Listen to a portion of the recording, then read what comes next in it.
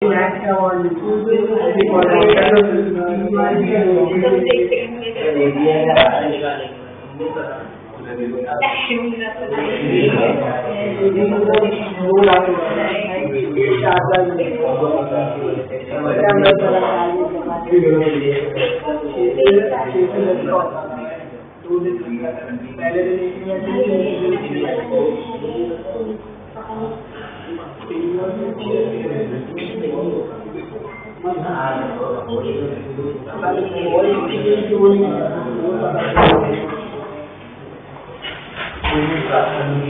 evening, sit down.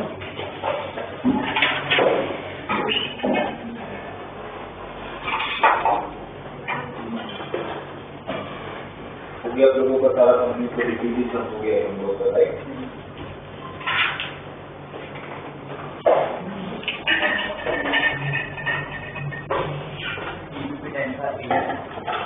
DBT का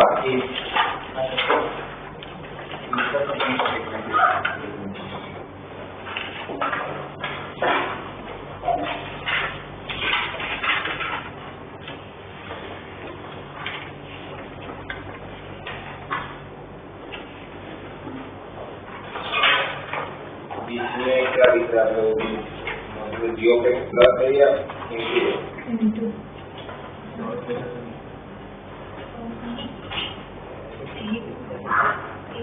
ये ना जियो x is not differentiable at x equal to a and so differentiable at x equal to a, then g of x into h of x cannot be differentiable at x equal to, अगर into है तो गलत है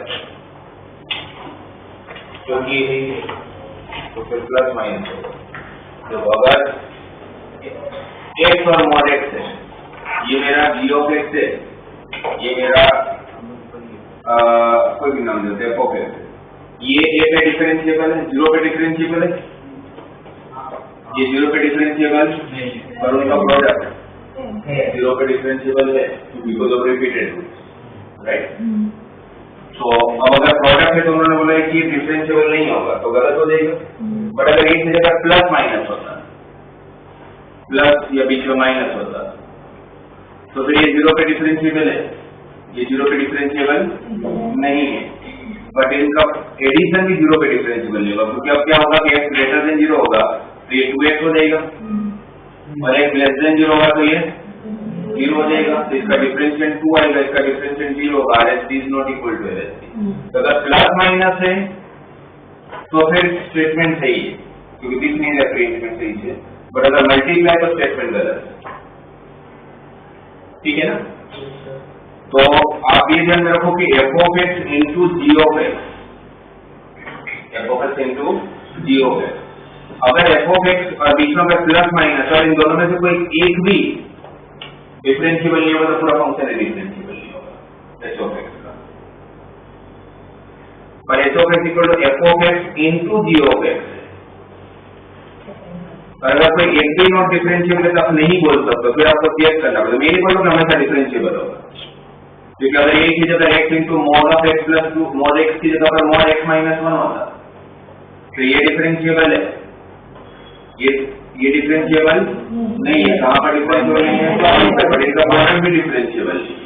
क्यों? Because repeated root नहीं है, पर यहाँ रिपीटेड रूट है तो हो जाएगा, तो इसलिए वो आपको चेक करना पड़ेगा। तो पता नहीं इंटू रिपीटेड रूट मतलब ये भी 0 पे 0 होता है, ये भी 0 पे 0 होता है।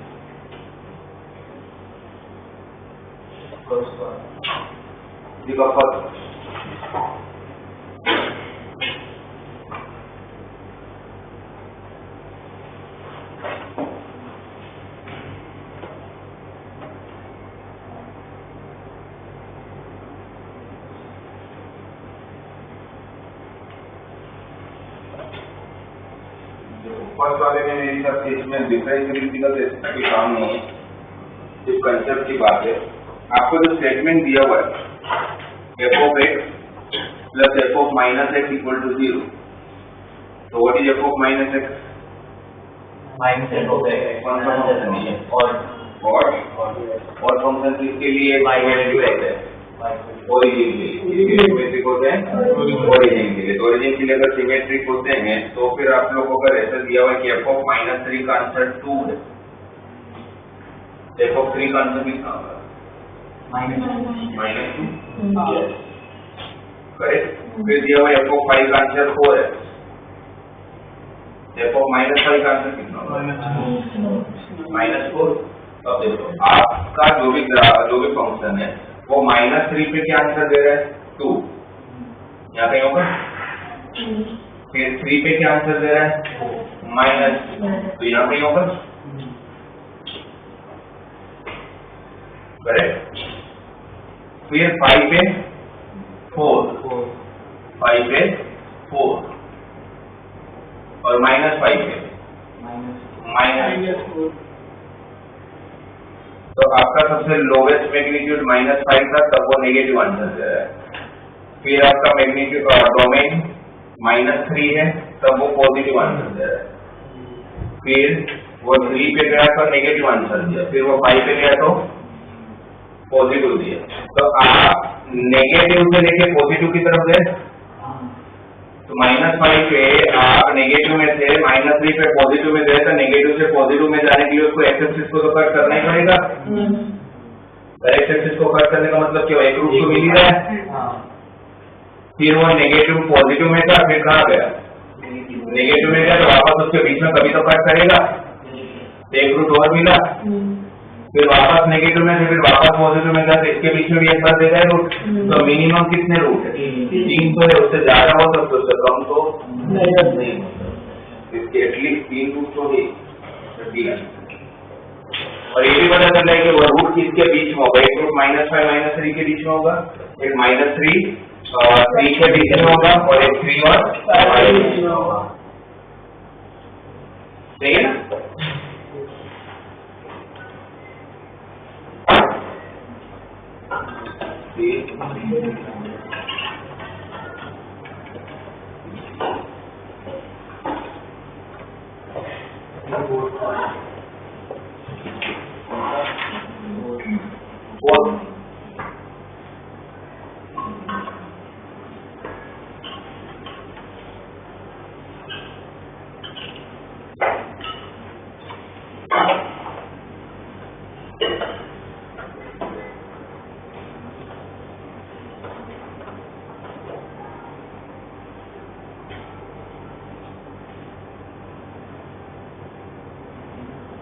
फोर्थ में आपको दिया हुआ है f(x)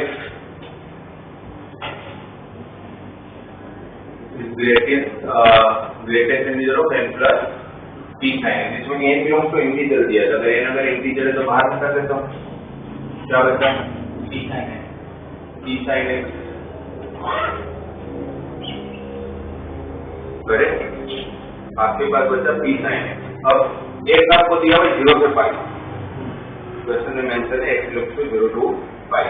अगर एक अगर 0 से 5 के बीच में है तो sin x की रेंज क्या होगी? 0 से 1 राइट। 1 से इंक्लूड कर सकते हो क्योंकि 5/2 पे sin 1 हो जाता है। उसको किससे मल्टीप्लाई कर रहे हैं? p और p के नाम पर प्राइम नंबर तो पॉजिटिव ही होते हैं। p इनक्वालिटी को चेंज करने की जरूरत नहीं है। सही है। अब p अगर कोई भी प्राइम नंबर है, वो कोई भी हो सकता है। तो वो एक एग्जांपल के हिसाब से मैं p को ले लेता हूँ 3। तो p को 3 ले लेते, तो अभी आप लोगों का 3 sin x का रेंज किसके बीच में है? 0 से 3 के बीच में। उसका ग्रेटेस्ट इंटीजर कितनी जगह पर नॉन डिफरेंशिएबल होगा? कितनी जगह पर डिसकंटिन्यूअस होगा? क्योंकि हर इंटीजर पे डिसकंटिन्यूअस होता है। इसके बीच में इंटीजर कौन कौन? 1 2 और 3 पे होगा कि नहीं होगा? 3 प्लस ले नहीं पाओगे, है ना? 3 का ग्रेटेस्ट इंटीजर 3 माइनस का 2, तो यहाँ पर भी डिफरेंशिएबल नहीं होगा और डिसकंटिन्यूअस होगा। तो कितने पॉइंट पर डिसकंटिन्यूअस होगा? 3 पॉइंट पर। कब? जब आप लोगों ने p को क्या ले रखा था? 3 ले रखा था। वही p को 5 ले लो, तो रेंज क्या आएगा? 0 से 5। तो कितने इंटीजर होंगे? 1 2 3 4 5 पे नहीं होगा क्योंकि 5 प्लस ले नहीं पाओगे। 5 माइनस का आंसर 4 और 5 का आंसर 5। तो जितना आप पी रहे हो उतने ही आपके पास फंक्शन क्या हो रहे हैं, डिसकंटिन्यूअस, राइट। अब क्वेश्चन में पूछते हैं कि the number of points where f of x is not differentiable, आपको ये पता करना है कि डिफरेंशिएबल कितनी जगह पर नहीं होगा। तो जितनी जगह पर फंक्शन डिसकंटिन्यूअस है वहां तो कंफर्म है कि फंक्शन डिफरेंशिएबल नहीं होगा, सही है ना। तो अगर पी तो मिली है, पी पे तो फंक्शन डिसकंटिन्यूअस होगा ही, पी पे तो फंक्शन डिसकंटिन्यूअस होगा ही। तो उन लोगों ने आंसर जो दे रखा वो पी के दिया होगा।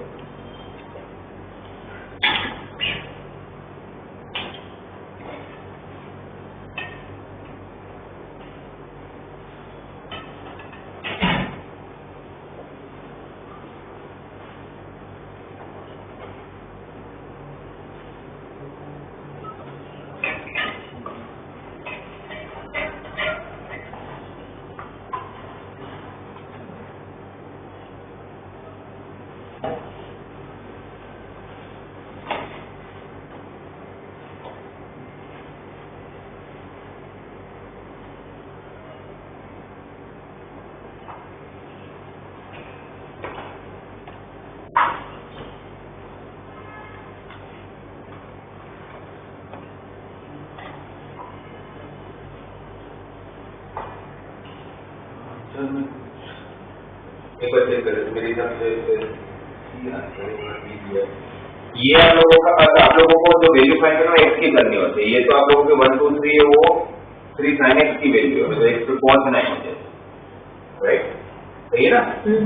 तो 3 sin x कब डिसकंटिन्यूअस होगा, जो 1 होगा। 3 sin x डिसकंटिन्यूअस कब होगा, जब 2 होगा। 3 sin x डिसकंटिन्यूअस कब होगा, 3 होगा। और फंक्शन जहां डिसकंटिन्यूअस है वहां पर कंफर्म है नॉन डिफरेंशिएबल। 3 sin x 1 का मतलब वो sin x जब 1/3 होगा तब फंक्शन डिसकंटिन्यूअस हो जाएगा। sin x 1/3 0 से पाई के बीच में कितनी बार होगा, 2 बार। कैसे 2 बार, पॉजिटिव, तो 2 बार देगा। 3 sin x 2 होने के लिए sin x को 2/3 होना पड़ेगा, यहाँ पर भी 2 बार। और 3 sin x 3 एक बार ही होगा, 5/3 से 2 बार नहीं होगा, राइट। तो कितने पॉइंट हुए, 5। तो नहीं चाहिए, तो हो गया ना 2p - p को जब 3 लेते आंसर कितना आ रहा है, 5। p को जब सपोज आप 5 लेते हैं तो यहाँ पर 1 2 3 4 5 आता, जहाँ पर डिसकंटिन्यूअस होता। तो 3 sin x = 4 और 3 sin x = 1 2 बार, 3 sin x = 2 2 बार, 3 sin x = 3 2 बार, 3 sin x = 3।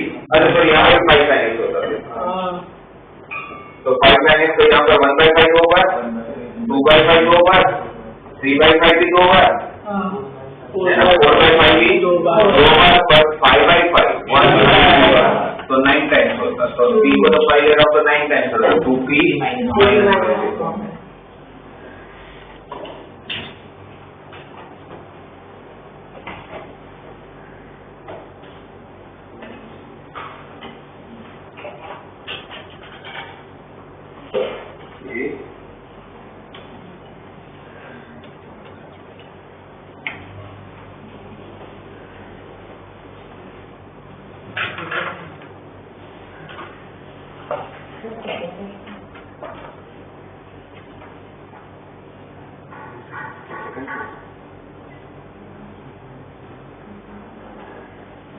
देखो इसके सेकंड क्वेश्चन में क्या बोला गया है, limit n tends to infinite ax into x - 1 into 4 5x/4 raised to power n plus kx, मतलब पूरा फंक्शन दिया हुआ है। कहाँ के लिए चेक करना है, 1 के लिए, यस। तो 1 से छोटी वैल्यू के लिए भी वही फंक्शन यूज करना है, तो 0 से 1 में भी वही यूज करना, 1 से 2 में भी वही यूज करना है। तो 0 1 प्लस के लिए भी वही, 1 माइनस के लिए भी वही। तो इसका लिमिट को सॉल्व कैसे करें, n टेंडिंग टू इनफाइनाइट दिया हुआ है। जब आप 1 माइनस लेते हो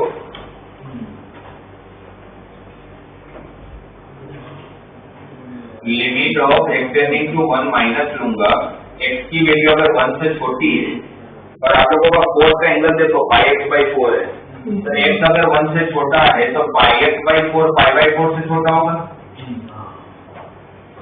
4 अप्लाई करूंगा तो 4 इंक्रीजिंग फंक्शन डिक्रीजिंग फंक्शन और ऑलवेज डिक्रीजिंग, क्योंकि 10 ऑलवेज इंक्रीजिंग। तो इनइक्वालिटी चेंज हो जाएगी। तो 4 की वैल्यू क्या मिल रही है? 1 से बड़ी वैल्यू का n पावर इनफाइनाइट तक ले जाना है।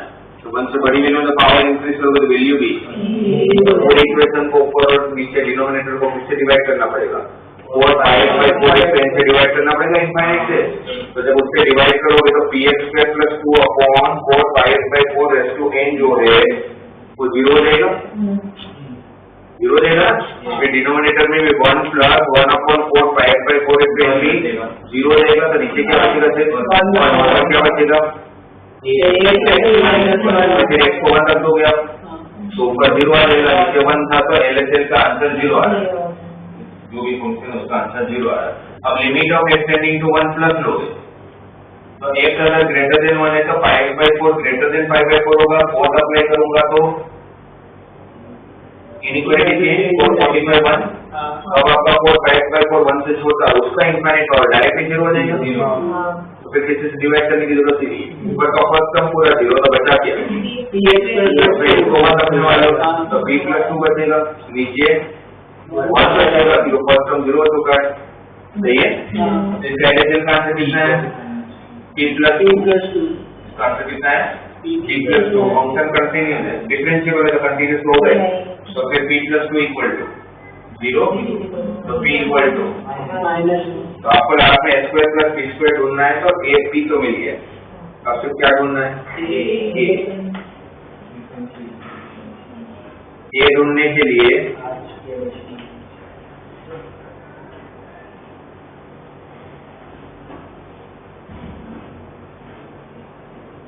कोई RHD LHD लेना पड़ेगा, क्योंकि डायरेक्ट डिफरेंशियल इक्वेशन तो बहुत लंबा हो जाएगा।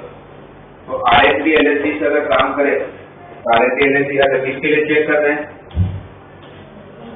कौन सी वैल्यू के लिए चेक हो रहा है? 1 के लिए वैल्यू के लिए चेक हो रहा है। तो RHD में भी 1 प्लस और 1 माइनस लेना पड़ेगा।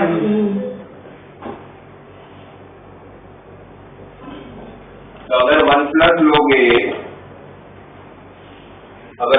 लोगे तो लिखते कैसे अपने f(x - f(1) divided by x - 1। Question में f(1) की वैल्यू 0 दिया हुआ है, मतलब तो आंसर 0 दे रहा है। ये तो हो गया कैंसिल, 0 हो गया।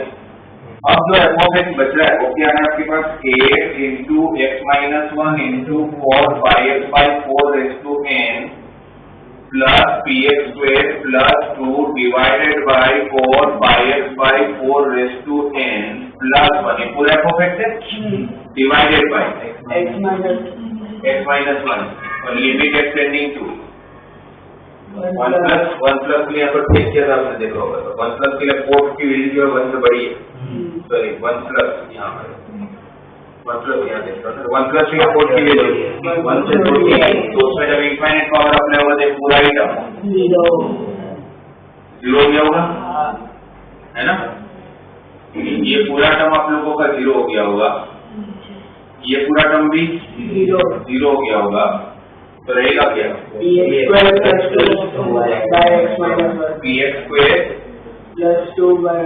2 अपॉन x माइनस, जिसमें p की वैल्यू ऑलरेडी आ चुकी है -2। अब आप देखो तो 0 by 0 का फॉर्म आ रहा है। 0 से लगा सकता हूँ, क्या हो जाएगा? इसका डिफरेंशियल 1 को 1 रख लूंगा तो RHD -4 और फंक्शन डिफरेंशिएबल है तो LHD को भी तो -4 ही होना पड़ेगा। ठीक है, मतलब मुझे समझ में आ गया कि LHD भी -4 है। बट यहाँ पर आपको a की वैल्यू ढूंढनी थी, ये मिला ही नहीं है अभी तक, ये तो कट हो गया था, 0 हो गया। मतलब तब LHD में जाऊंगा तो limit of x tending to 1 minus use करूंगा। 1 माइनस जब यूज करूंगा तो ये सेम टू सेम फंक्शन लिखूंगा डिवाइड बाय x। और अगर x अगर 1 से छोटा है तो यहाँ पर जैसा चेक किया था तो 4 की वैल्यू 1 से बड़ा है तो हमें से डिवाइड करना पड़ेगा। जब डिवाइड करोगे तो दिस अपॉन ये तो 0 हो जाएगा। यहाँ पर 1 प्लस 1 अपॉन ये करोगे तो 0 हो जाएगा। तो नीचे क्या बचेगा? नीचे क्या बचेगा? 1 और ऊपर क्या बचेगा? एक माइनस 1 ही कर दिया जिससे प्रॉब्लम। अब x को 1 रख दूंगा, a सारे b की इक्वल होना पड़ेगा। -4 तो a -4 है, b -2 है, तो उनका स्क्वायर रेडियस 20 है।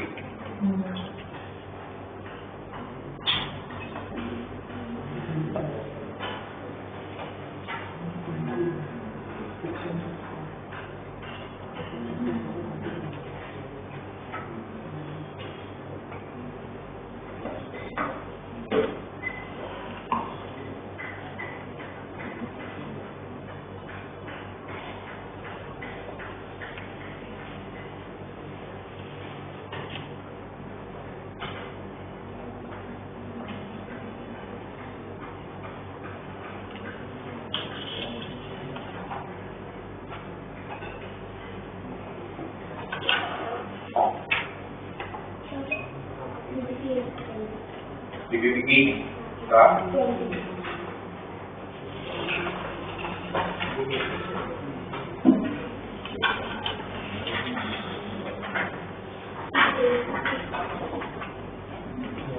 तो फंक्शन दिया हुआ है mod of x minus 3x greater than equal to 1 और x less than 1 के लिए फंक्शन दिया हुआ है। तो आपको फंक्शनलिटी ब्रेकर से दिया, फंक्शन की कंटिन्यूटी अगर चेक करना तो RHS रिलेशन चेक करोगे तो डायरेक्टली पुट कर लो।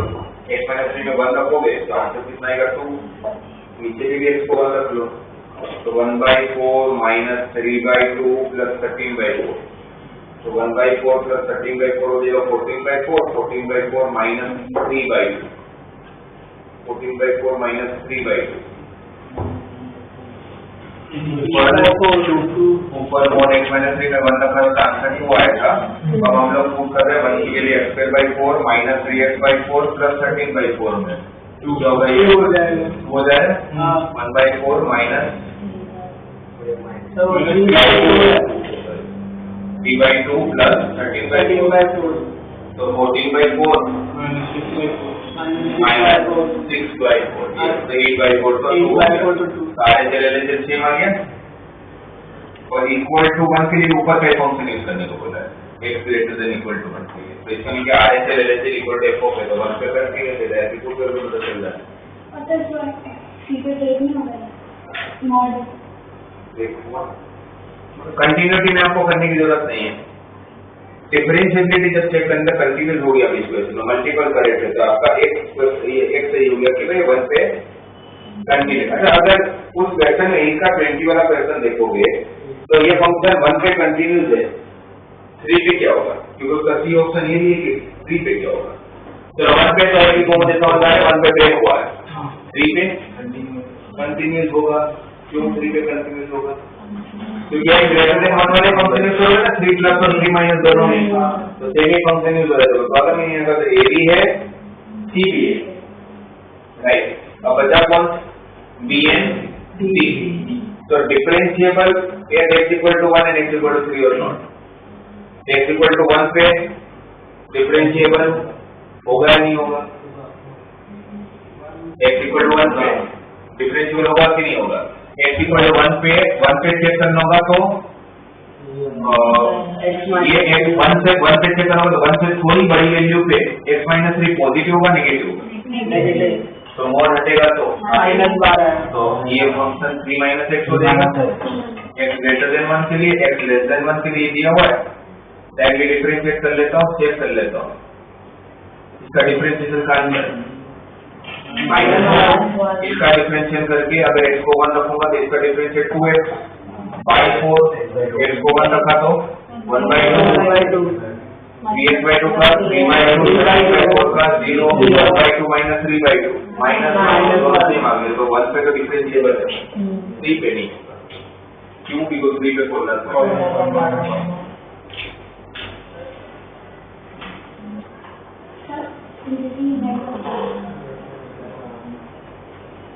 DPP 9 का फर्स्ट 9 का फर्स्ट ना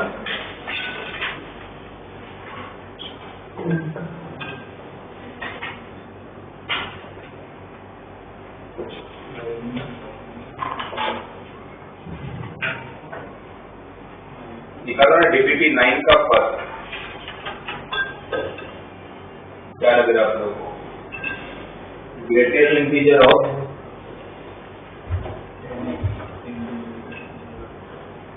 10x into greatest integer of 4x.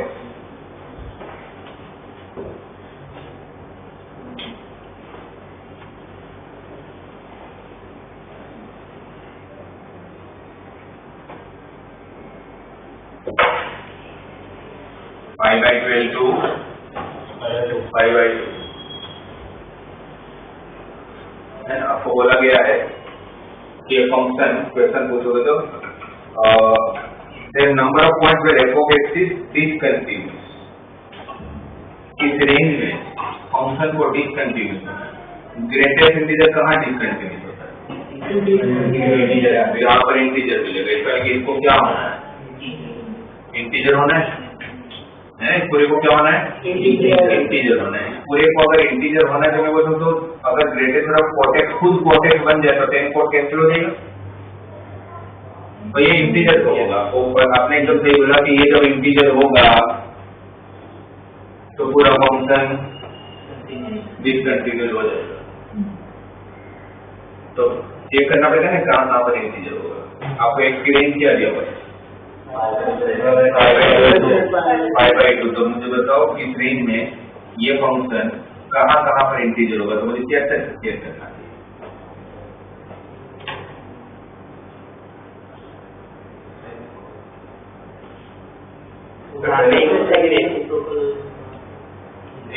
ये वैल्यू कैसी होने वाली है? इंटीजर ही होने वाली है। 5/12 मतलब कितना डिग्री? 15। 5/12 15 होता है। 5/2 90। इसमें जब आप कोड अप्लाई करोगे x is between 5/12 to 5/2, अगर मैंने कोड अप्लाई किया तो इन्हीं पर डिपेंड है। कोड 5/2 0 ना, कोड 5/12 2 प्लस 10 15 क्या होता है? 2 माइनस रूट 3। तो कोड 15 क्या होगा? 1/2 माइनस रूट 3। लेट करो तो 2 प्लस रूट 3 से डिवाइड और मल्टीप्लाई, नीचे 1 आ जाएगा तो यहाँ पर बचेगा 2 प्लस रूट 3। रूट 3 की अप्रॉक्स वैल्यू 1.71 इज 3.7। तो 0 से लेकर 3.71 के बीच में आप लोगों को इंटीजर वैल्यू कौन बना है? 1 2 3। तो इसका आंसर क्या आएगा?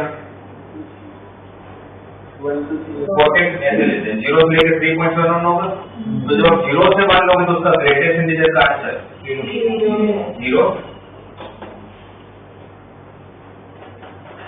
नहीं, जो आंसर जैसे तो देख लेते हैं। ये 0 तो 0 into 10x, अगर 10 की भी रेंज देख लेते हैं। 10 अप्लाई करूंगा 10 इंक्रीजिंग और डिक्रीजिंग? इंक्रीजिंग। तो 10x क्या हो जाएगा? 10 5/2 इनफाइनाइट और 10 15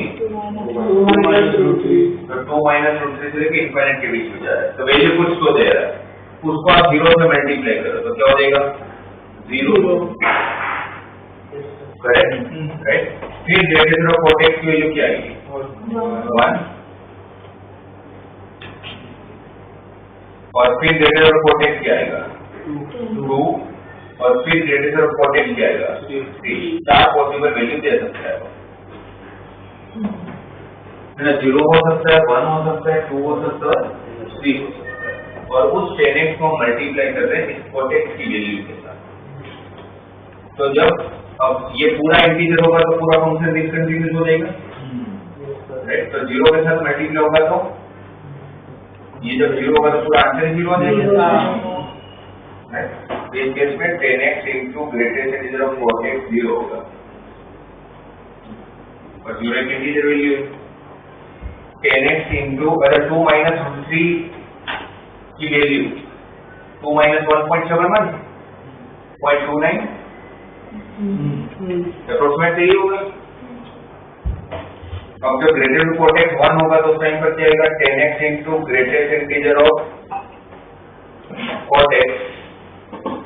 अच्छा ग्रेटेस्ट ऑफ कोटेक्स की वैल्यू कितनी थी? 1। ये तो 1 है, तब तक बचा है क्या 10x।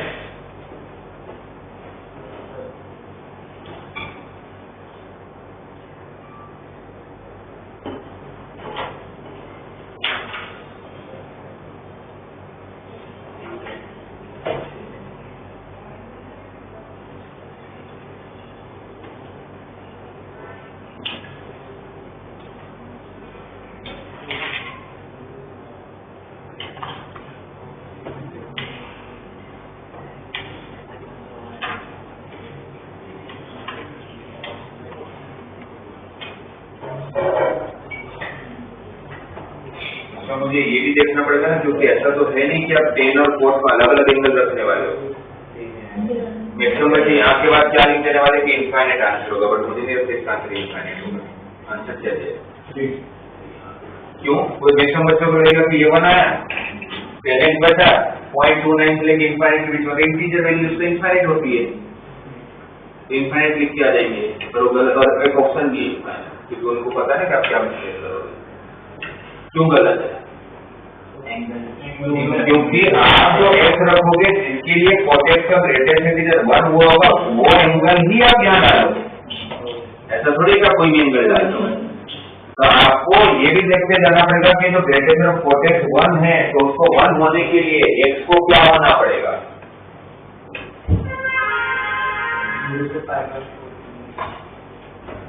ग्रेटेस्ट ऑफ कोटेक्स 0 होने के लिए कोटेक्स को किसके बीच में होना पड़ेगा? 0 से लेकर 1 के बीच में। सही है। तो कोटेक्स अगर 0 से लेकर 1 के बीच में होगा तो x क्या होगा? π/4 से π/2, और इस रेंज में और 0 से 1 के बीच में होगा, और 10x 1 से लेकर इनफाइनाइट के बीच में होगा। सही है ना? तो पहले अगर यही रेंज की बात करते हैं तो इस रेंज में मतलब जब x अगर 45 से लेकर 90 के बीच में होगा तो ये इंटीजर वैल्यू देगा, क्योंकि इंटीजर देगा तो चलेगा। इस रेंज में इंटीजर देगा, यस देगा। कैसे देगा? क्योंकि कोटेक्स खुद क्या हो रहा है 0, और फिर 10 को कुछ भी होने दो ना, 0 × 1 क्या हो जाएगा? 0 देगा। तो अब हमें ये चेक करना पड़ेगा कि 45 से ये कौन सी बात हो रही है? 45 से लेके 90 की बात हो रही है। 45 से लेके 90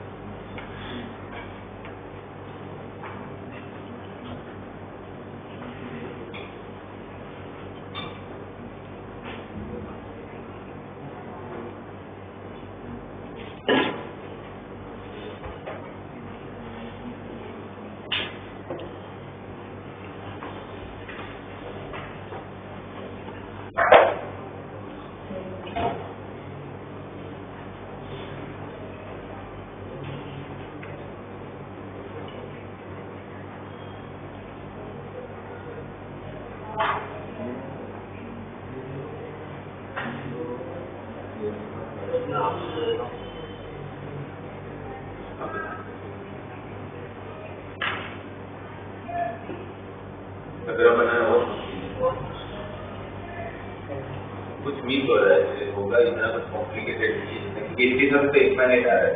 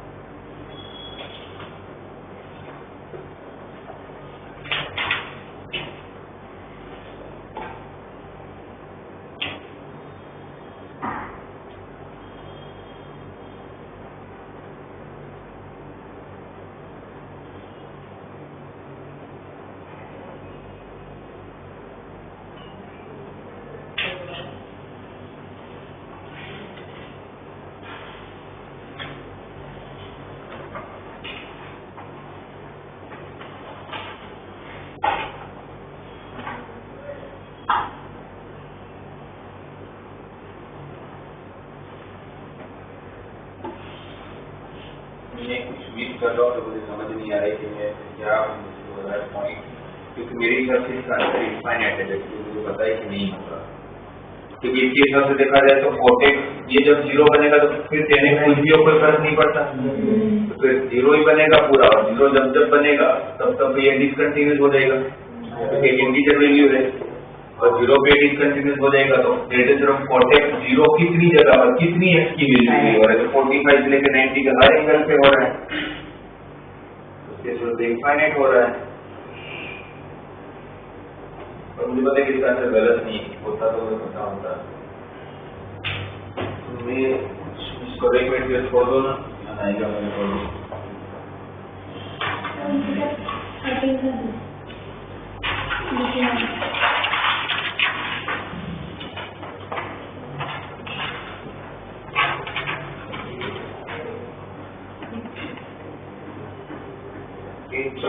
ऑलवेज कंटिन्यू ऑलवेज डिफरेंशिएबल, ये भी नहीं। साइन का मल्टीपल किसका है? पाई का। पाई के साथ जो दिया हुआ एक इंटीजर वैल्यू है, तो पाई का हर इंटीजर का साइन तो जीरो ही हो जाएगा, है ना?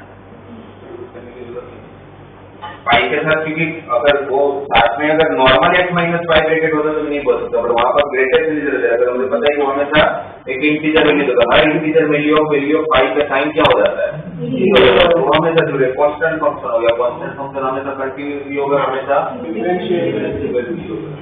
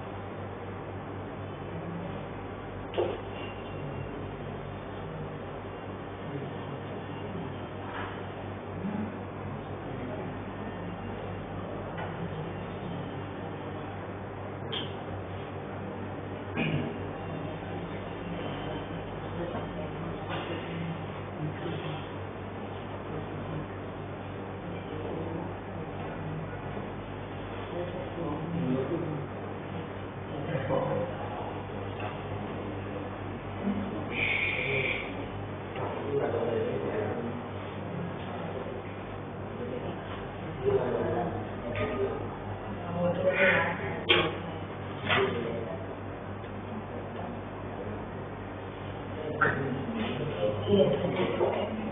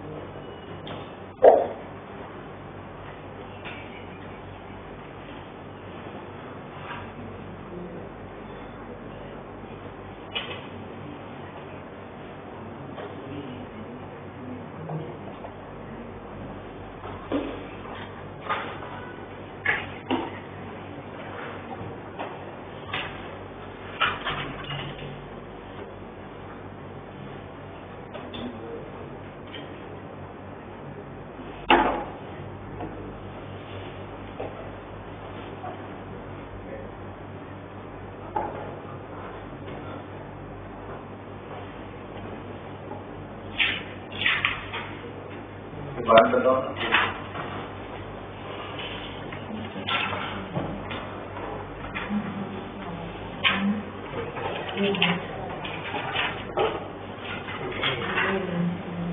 पर आपको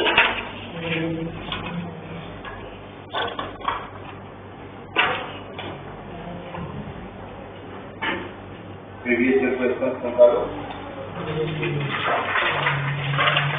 और 25 का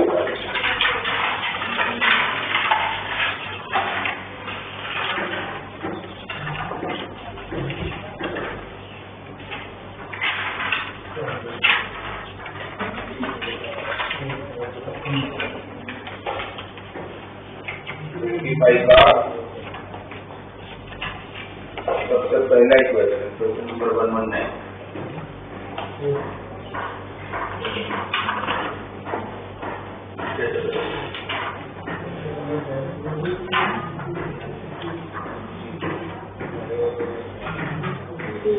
क्या दिया हुआ है the greatest integer less than हमारा वो समझाया हुआ है the least value of p belongs to natural number then the least value of p belongs to natural number for which limit of extending to 0 plus है ना x into greatest number of 1 by x plus greatest number of 2 by x up to the greatest number of b by x minus फिर x square के साथ वो greatest number सारे बन दिए हुए इसका answer greater than equal to बनाना है तो p is the least value क्या होगा ये कैसे करें क्या करें greatest integer को 1 by x plus fractional part of 1 by x minus fractional 1 by greatest को पहले किसमें कन्वर्ट कर लेंगे 1 by x minus fractional part of 1 by x सही है तो क्या बचेगा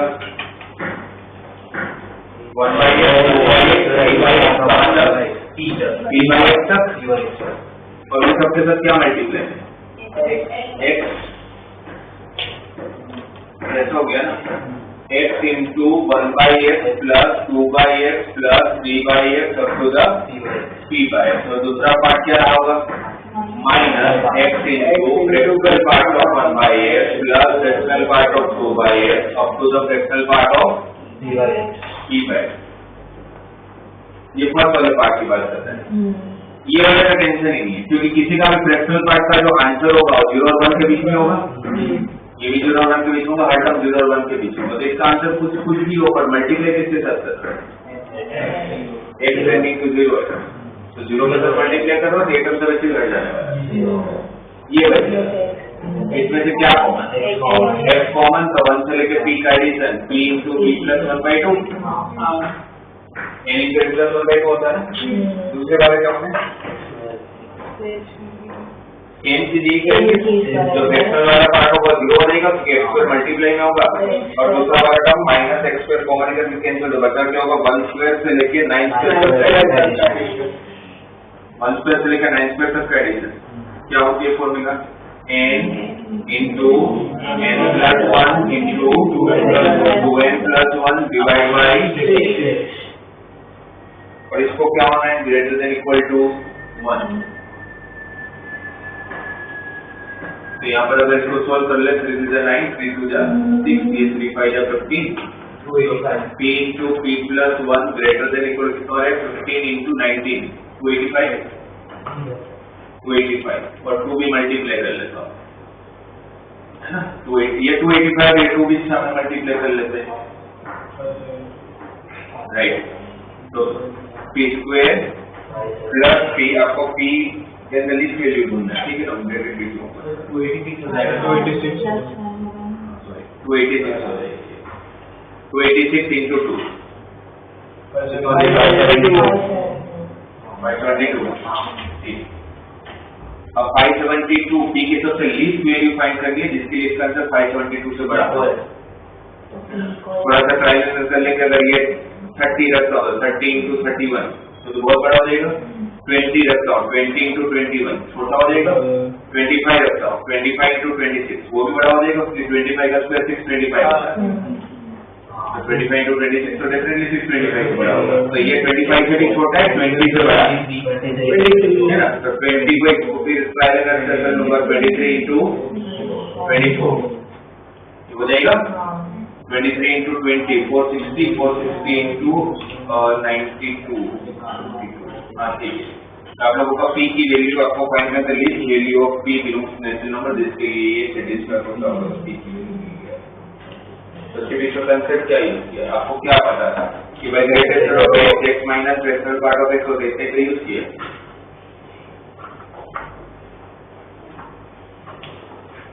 128 का यूज कर दो, 121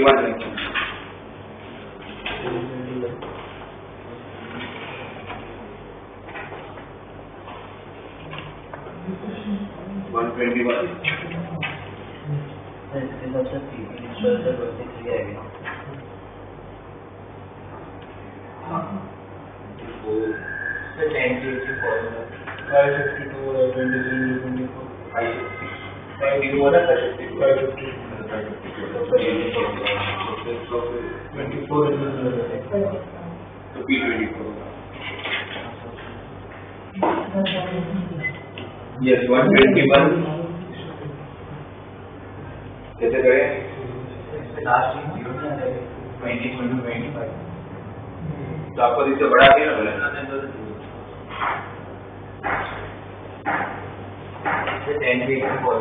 10 की फॉर्मूला सेट करेंगे, दिया हुआ है, दिया क्या होता है 10 की formula?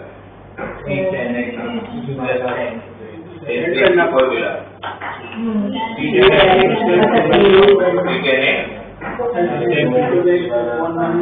Plus n cube x upon 1 minus तो ये बनाएंगे फॉर्मूला तो नहीं है।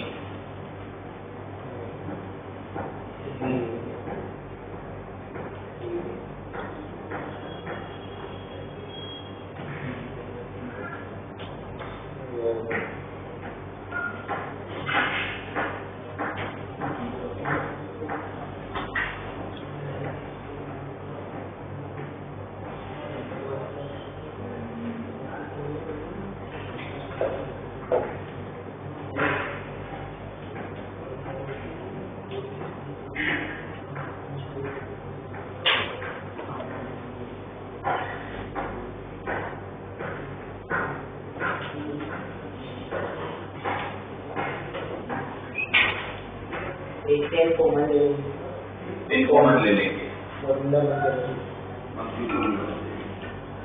एक टेन कॉमन ले लो, सही है। पहले तो टेन मुझे लग रहा है कॉमन ले लेना, टेन एक्स बाई, थोड़ा इजी करने के लिए काम करते हैं, थोड़ा इजी करने के लिए x by two raise to are plus one को थीटा ले लेते, हर बार लिखना ना पड़े। तो क्या हो जाएगा, tan theta plus ten cube theta upon one minus tan square theta. एक बार तो टेन थीटा कॉमन लेते हैं, क्या बचेगा, one plus tan square theta whole upon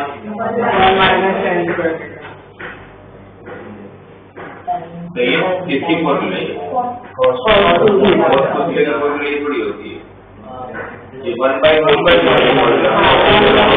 minus tan square by one किसकी फॉर्मूला है, सेक टू थीटा की formula है। तो tan theta into sec two theta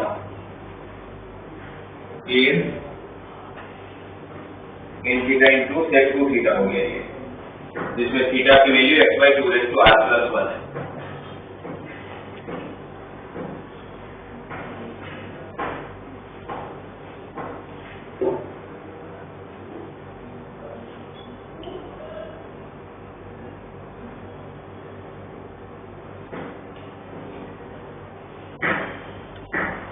ऐसा होगा, sec two theta one by cos two theta, right. अब आगे कैसे करें, तो फिर यहाँ पर सिग्मा है और इनफाइनाइट तक जाए तो होना ऐसे ही, सारे टर्म कट होना है, दो टर्म बचना है, फॉर्मेट में लाना तो पड़ेगा। तो उसको वो वैसा फॉर्मेट तभी आता है पार्शियल फ्रैक्शन होता है, जब टर्म सेपरेट होते हैं, राइट। ये जो थीटा दिख रहा है उसको मैं टू थीटा माइनस थीटा लिख सकता हूँ, क्या फायदा, ऊपर साइन ए माइनस बी की फॉर्मूला लग जाएगी, sign A cos b minus cos a divided by cos theta, separate करो तो cos theta है, sin to theta by cos to theta, यहाँ पर cos to theta कर, sin theta by cos theta तो tan theta, सही है, right. Sigma अब आप लोगों का r इक्वल टू 0 चला, थीटा की वैल्यू भी पुट कर लेता हूँ, सिग्मा लगाने से थीटा क्या है, x by 2 raised to r plus 1, so tan of 2x by 2 raised to r plus 1 minus tan of x by 2 raised to r plus 1। अब आप लोग एक बार सिग्मा पुट करना चालू करो, r इक्वल टू 0 से चालू करिए, n तक जाइए, सबसे पहले r को 0 रखो, क्या आएगा, r को 0 रखोगे तो 2 टू कैंसिल tan x, इसमें r को 0 रखोगे तो माइनस टेन एक्स बाई, फिर वन रखो, plus ten x by to, यहाँ पर minus ten x by four चलता रहेगा। आप देखना चालू करो तो सबसे बड़ा टर्म टेन एक्स, सबसे छोटा टर्म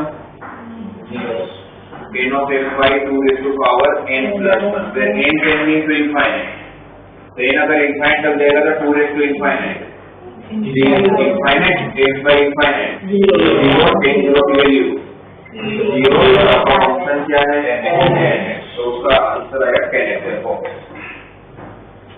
ठीक है। अब आगे भी ऐसा नहीं कि वहाँ कंप्लीट हो गया, फिर बोले limit of x tending to 0 e raise to x minus e raise to 10x divided by x minus 10x का आंसर कितना होगा, e raise to 10x common ले लेता हूँ, e raise to 10x common लूंगा तो ये प्रॉपर्टी बन गई ना, e raise to x minus 10x minus 1 divided by x minus 10x, तो लिमिट की डायरेक्ट प्रॉपर्टी है। प्रॉपर्टी का रूल क्या है, लिमिट लगाओ तो 0 बनना चाहिए, बन रहा है, वही टर्म डिवाइड में भी है, आंसर 1, ये 1 हो गया, x को 0 होगा तो e रेज़ टू 0 1 into 1 का आंसर इज 1। आपको इस पूरे में एक ही बात हो, साइन थीटा को 2 थीटा माइनस थीटा है,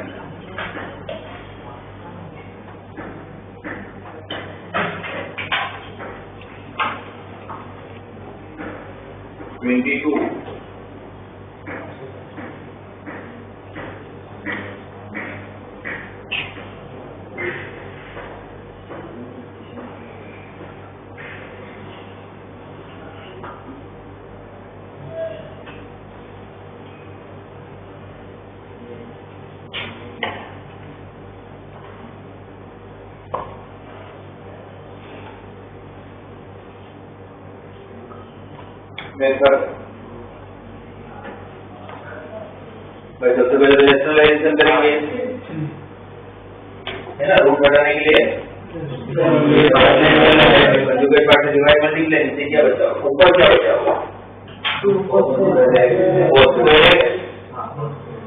एक क्वेश्चन कट जाएगा ना, प्लस 3 cos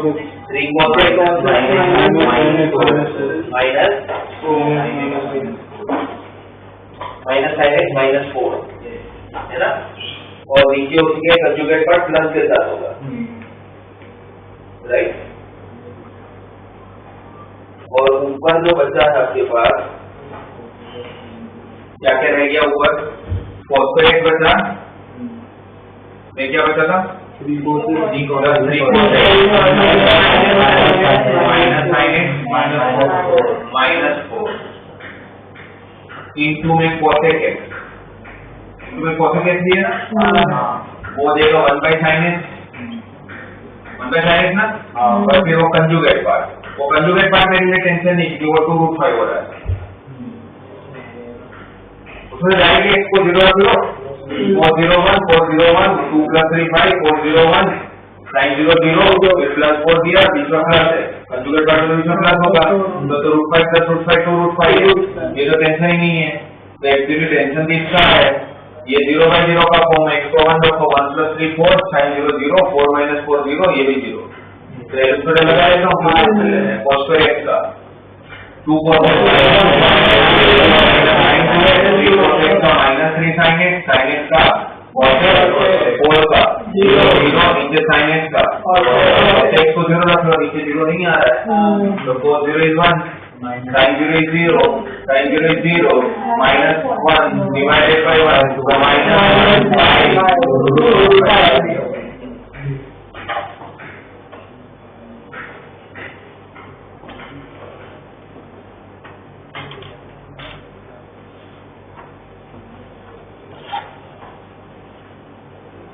मुझे 123 का मेथड बता दो,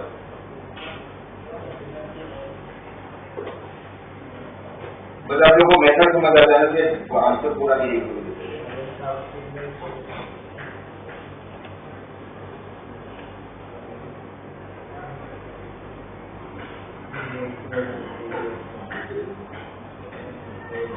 जैसे इसमें क्वेश्चन करने के बाद आप लोगों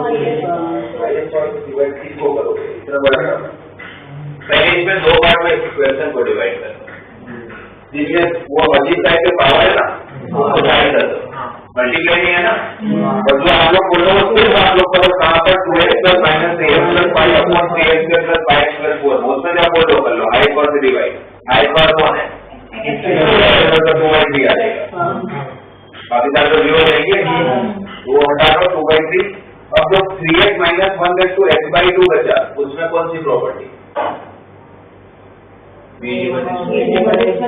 वेरिएबल x2, उसके लिए फर्स्ट टर्म क्या होना चाहिए, 1, तो फर्स्ट टर्म बनाने के लिए क्या करना पड़ेगा, फर्स्ट टर्म बनाने के लिए क्या करना पड़ेगा, प्लस और माइनस नहीं कर सकते, 3x - 1 उससे अच्छा है क्या, माइनस कॉमन ले लो, माइनस कॉमन ले लो, तो माइनस कॉमन लोगे तो 1 - 3x to power x/2,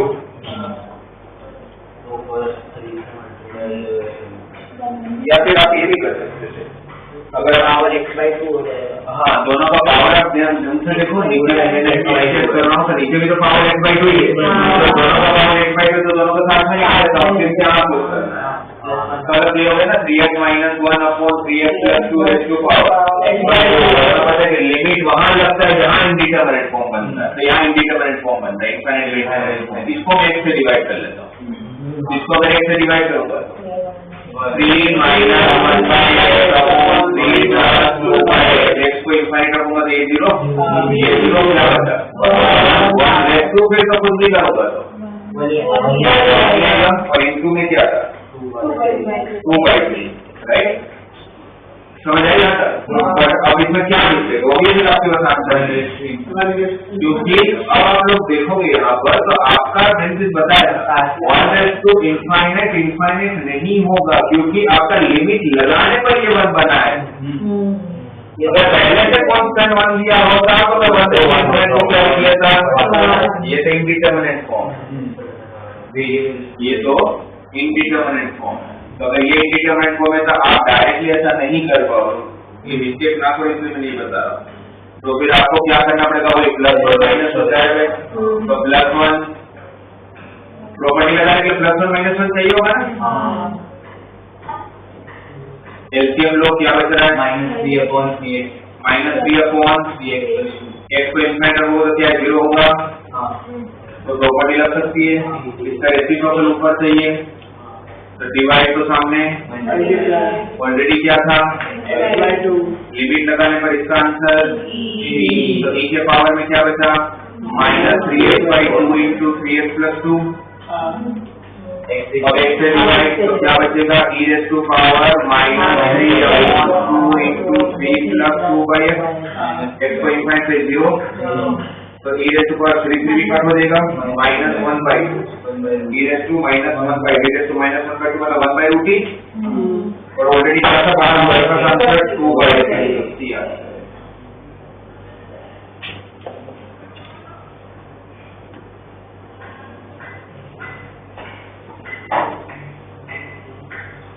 आया समझ में?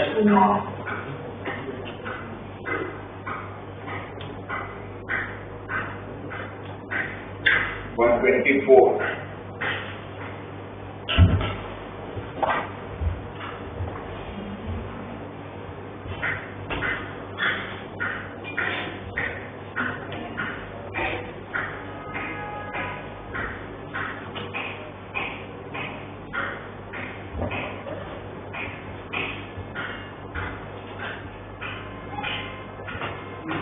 x/1 x वहाँ पे x से डिवाइड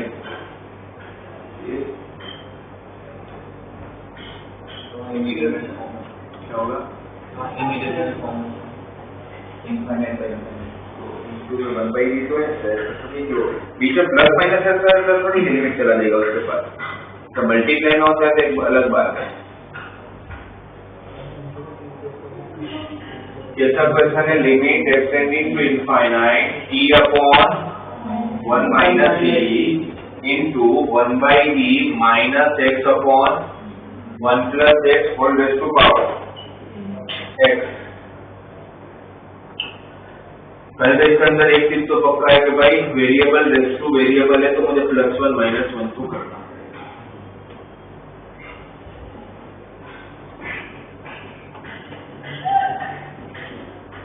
ये पूरा और -1 ये आपका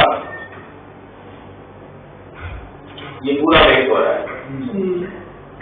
अब आपको पास प्रॉपर्टी क्या है कि लिमिट लगाओगे तो ये 0 बनना चाहिए। चेक करते हैं 0 बन रहा है, ये पूरा आप लोगों का 0 बन रहा है। तो इसको मैं एक से ऊपर नीचे डिवाइड कर लूँ, एक से ऊपर नीचे डिवाइड कर लेता हूँ तो क्या हो जाएगा, ये 1/x तो 0 हो जाएगा, इनफाइनाइट तो क्या रहेगा, तो क्या हुआ यहाँ पर 1/e -1 उसका एलसीएम होता है 1 - तो 1 बचा, 1 - 1 मतलब 0 बना। तो प्रॉपर्टी लगेगी तो इसका रेसिप्रोकल से ऊपर डिवाइड होगा तो सामने यही सेम चीज मल्टीप्लाई भी आई होगी। तो आपके पास लिमिट लगाने पर उसका आंसर जो e, तो e के पावर में limit of x tending to infinite e/1 - e into 1/e minus x/1 + x -1 जो आपने मल्टीप्लाई किया होगा ना, डिवाइड किया है इंटू में x। अरे ये होगा। अब पहले इसको सिंप्लीफाई कर लेते हैं।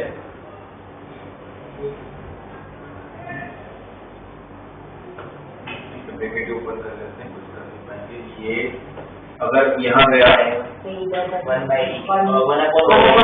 कट हो जाएगा 1/1 - e 1/1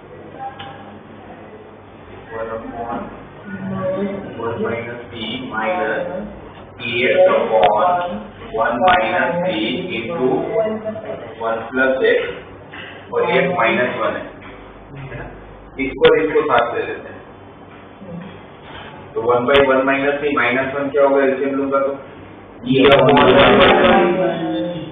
है ना 1 minus E और तो 1 कट हो जाएगा माइनस माइनस प्लस ही हो जाएगा minus EX upon 1 minus C into 1 plus X LCM ये पूरा है E upon 1 minus ये पूरा है यहाँ पर 1 plus X मल्टीप्लाई होगा तो क्या होगा E plus EX minus EX divided by 1 minus C into 1 plus X ये कैंसिल और ये की मल्टीप्लाई में तो क्या हो गया EX upon 1 minus C into 1 plus X इसका टेंशन नहीं है इसका क्यों कांस्टेंट है बाकी ऊपर नीचे X से डिवाइड कर लेते हैं और एक को इनफाइनाइट रख फिर 1 आंसर बचेगा E upon 1 तो आपके पास क्या बच गया E के पावर में E upon 1 माइनस E ये आपका आंसर बचा जिसको हम लोगों ने क्या आंसर दिया अल्फा अब दोनों तरफ अप्लाई कर लेते हैं लोग अप्लाई करूंगा तो लोग अल्फा की वैल्यू E upon 1 माइनस ये पावर बाहर आएगा लोग E की वैल्यू 1 हो जाएगी तो लोग अल्फा में आपको फाइंड क्या करना था लोग अल्फा जो आया है E upon 1 minus C divided by 1 plus लोग अल्फा जो आया E upon 1 minus C LCM लूंगा तो 1 minus E प्लस E 1 बचेगा 1 upon 1 minus अल्फा और ये 1 minus 1 upon 1 minus तो ये 1 minus से कैंसिल हो जाएगा तो ठीक है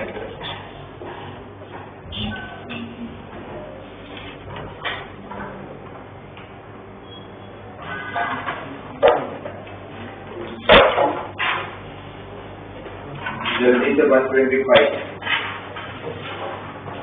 तो सिर्फ बता दो ये ऐसे सेम क्वेश्चन आप लोगों ने लिखी है same to same question sir इसको तो एक्सपांड कर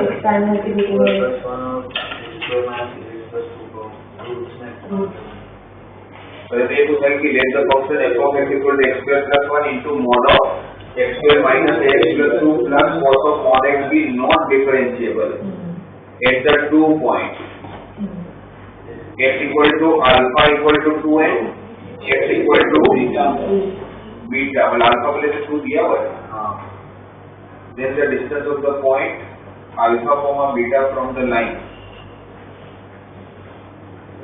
तो thinking में से कुछ दिख रहा है वो answer be not differentiable at the 2 points x equal to alpha and x equal to beta x equal to alpha equal to 2 थोड़ी दे देंगे और x स्क्वायर माइनस एक्स भी नहीं होगा x square minus alpha x होगा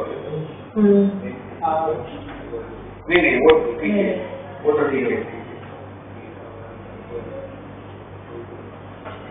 नहीं वो भी अल्फा x ही होगा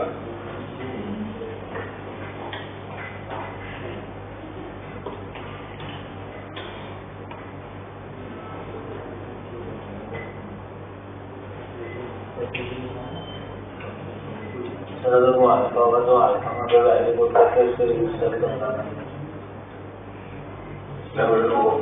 अगर अल्फा की वैल्यू 2 दी है और ये के बदले अल्फा होगा अगर 2 पुट करें तो उससे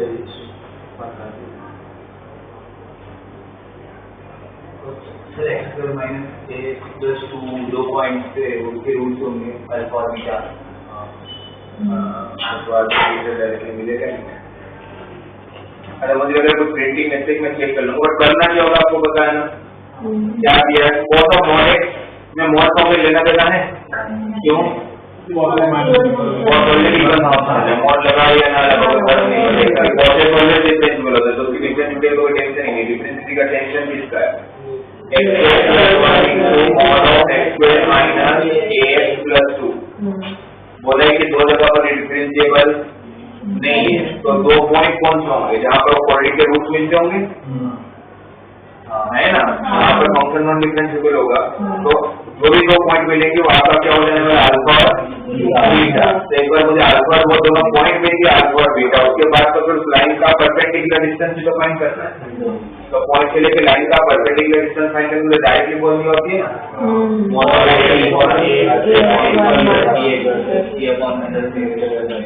तो मैं बस चेक कर लूंगा क्या है वहाँ पर कुछ गड़बड़ है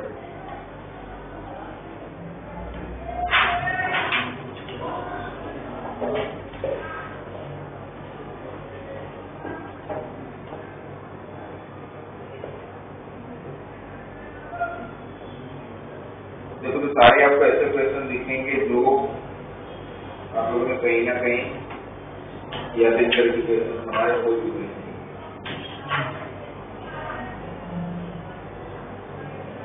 जैसे 127 में फिर भी थोड़ा सोचना पड़ेगा तो मिनिमम करके दिया हुआ है। तो आप किसका ग्राफ बनाओ? x plus greatest of x का ग्राफ नहीं बना सकते आप, तो आपको ग्रेटेस्ट ऑफ x को क्या लिख लेना चाहिए?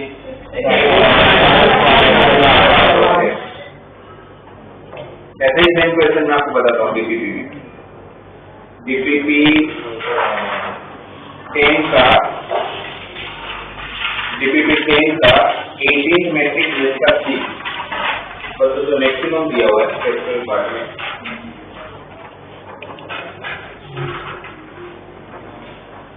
नहीं ना, उसका मैक्सिमम दिया हुआ है, तो आपको पता है कैसे कैसे ग्राफ से करते हैं, वहां पर मिनिमम दिया हुआ है ना। एक बार वो ग्राफ से ट्राई करना। 120 का मेरे हिसाब से आप लोग विदाउट नोटेशन कर सकते हो। बताओ, m in n are the number of points where the function is not continuous। किसी भी जगह पर ये फंक्शन कंटिन्यूस नहीं होगा।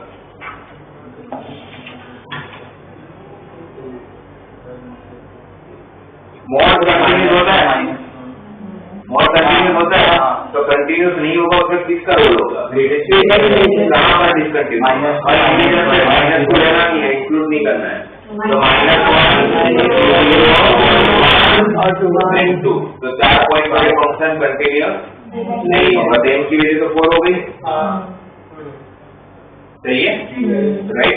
अब जिस 4 पॉइंट पर फंक्शन कंटिन्यूस नहीं है वहां पर कंफर्म है कि फंक्शन डिफरेंशिएबल भी नहीं है, उसको छोड़ के कहीं पर फंक्शन नॉन डिफरेंशिएबल है,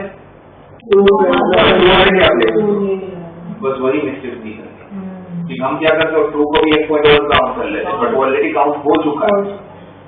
तो आपके पास n की वैल्यू भी 4, n की वैल्यू भी 4, आंसर क्या होगा? 8। और नेक्स्ट नंबर से क्या लिखने वाला है? 9।